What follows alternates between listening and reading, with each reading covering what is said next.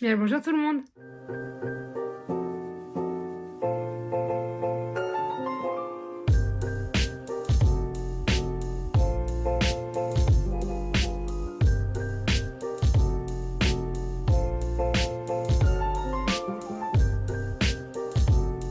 J'espère que vous allez bien. Pour ma part, ça va super. Je suis très heureuse de vous retrouver aujourd'hui dans cette nouvelle vidéo qui n'est autre qu'un update lecture. Oui, enfin, depuis je ne sais pas combien de temps que j'en ai pas fait. Alors aujourd'hui, je vous retrouve pour vous parler de deux très très bonnes lectures. Je vais commencer par une lecture où je vais aller, je pense, assez rapidement parce que sincèrement, je ne vais pas trop savoir comment vous en parler. Puis ensuite, on ira sur une suite de sagas que vous m'avez demandé d'ailleurs. Il y a des commentaires qui m'ont demandé d'avoir un avis dessus. Tout d'abord, je vais vous parler de Inséparables de Sarah Crossan, donc traduit par Clémentine Beauvais aux éditions Rajo. Alors, Inséparables, c'est un roman qui est en vers. Vous voyez, c'est écrit comme ça. Donc effectivement, il a été très rapide à lire, puisque je l'ai lu en un jour et demi, je crois. Je l'ai commencé le soir et je l'ai fini le lendemain. Alors, Inséparables, du coup, on va suivre deux sœurs siamoises. Alors par contre, leur nom, j'ai envie de l'appeler Grace, mais est-ce qu'il y en a une qui s'appelle Grace? Oui, Tippy et Grace, deux sœurs siamoises, deux ados inséparables, entrent au lycée pour la première fois. Et en fait, il faut savoir que voilà, on va les suivre dans leur vie, c'est-à-dire qu'on va les suivre chez elles, on va les suivre au lycée, on va les suivre sur le chemin, sur la route, et enfin la route entre le lycée et chez elles. Et en fait, du coup, on va comprendre un peu ce qu'elles ressentent, on va vraiment s'immerger avec elles.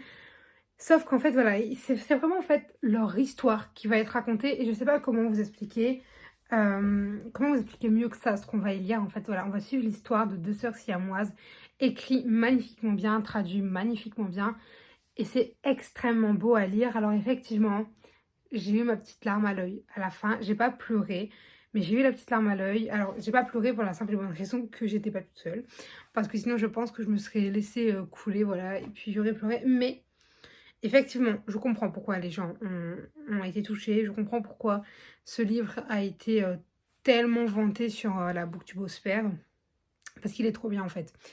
Du coup, ça m'a donné envie de lire des autres livres, soit écrits par Clémentine Beauvais, soit traduits par Clémentine Beauvais, puisque j'adore la manière dont elle a écrit, la manière dont elle a traduit. Et ce livre est tellement bien en fait que ça m'a vraiment donné envie de lire des livres tout simplement qui sont écrits comme ça en vers, plus en vers libre parce que en vers, vous savez, genre avec Alexandrin Quatrain, ça je suis pas sûre d'autant apprécier, mais du moins Inséparable, j'aime beaucoup et moi, ouais, je vous recommande, soit pour tester le genre, soit si jamais vous hésitiez, soit parce que vous connaissiez pas du tout, et bah n'hésitez pas, ça peut toujours faire une bonne lecture, et franchement, ça va vite à lire, hein, comme je vous l'ai dit. Mais voilà, je vais pas m'étaler dessus, comme je vous l'ai dit, très longtemps, parce que je sais pas trop quoi vous en dire, j'ai pas envie de vous spoiler, mais voilà, c'est vraiment l'histoire, en fait, de deux sœurs siamoises, et on va apprendre à vivre avec elles. Il va y avoir forcément des péripéties qui vont arriver, il va y avoir des problèmes qui vont se mettre en place, et nous, on va les suivre jusqu'à la fin, jusqu'à la résolution des problèmes, entre guillemets. C'est un one-shot, hein. Donc toutes les réponses, on les a dans ce tome-ci. Et je ne peux que vous le conseiller, voilà, c'est vrai qu'il était très bien, rien qu'à penser à la fin, j'ai un peu les yeux humides. Mais voilà, écoutez, je vous le conseille de tout cœur. Ensuite, je vous retrouve pour parler de nul autre que le tome 8 des Gardiens des Cités Perdues de Shannon Messenger aux éditions Lumen. Je l'ai lu, ça y est, je l'ai lu, enfin ça y est. Je l'ai quand même lu il y a un mois et demi pour moi, mais le temps que je fasse la chronique, ça arrivait un peu tardivement. Donc, Gardien des Cités Perdues, pour ceux qui ne connaissent pas l'histoire, on va suivre Sophie, une jeune fille qui a 12 ans dans le tome 1 et qui en fait vit sur Terre, sauf qu'elle est extrêmement différente des autres, puisque en fait elle a la capacité de lire dans les pensées des gens, et c'est pas une capacité dans le sens elle peut la contrôler, pas du tout, c'est une capacité dans le sens où elle n'a pas le choix. Donc pour elle, c'est plus une malédiction qu'un don, mais voilà, depuis qu'elle a 5 ans, elle peut lire dans les pensées des gens. Et c'est vrai que ça l'a beaucoup chamboulée, elle n'a pas été acceptée comme il fallait, etc. Donc elle est vraiment toute seule, elle est reclue. Et notamment, on va le voir, lorsque on débute le livre, elle va en fait tout simplement faire une sortie au musée avec sa classe. Et elle va être à l'écart, tout ça, et il y a un moment, elle va vraiment se mettre en retrait. Et un jeune garçon va venir l'aborder. Il va lui dire que Sophie n'est pas humaine, que son monde à elle l'attend, et que c'est pour ça qu'elle entend les pensées des gens. Est-ce que ça vend pas du rêve? Ça a l'air trop bien, c'était trop bien, c'est toujours trop bien. Du coup, ce tome 8, forcément, je ne vous fais pas de résumé pour pas spoiler les 7 tomes qui précèdent, hein, ça me semble un peu quand même évident. Mais qu'est-ce que j'en ai pensé? Eh bien, j'ai adoré. Ce tome 8 était juste génialissime. En fait, de premier abord, j'ai eu un peu de mal à rentrer dedans. Pas à cause du livre en lui-même, parce que je sortais de la panne de lecture. Je sortais d'une panne de lecture, parce que j'arrête pas d'en faire en ce moment. Et du coup, j'ai eu du mal à mettre dedans. Mais par contre, après, en 3 jours, il était terminé, quoi.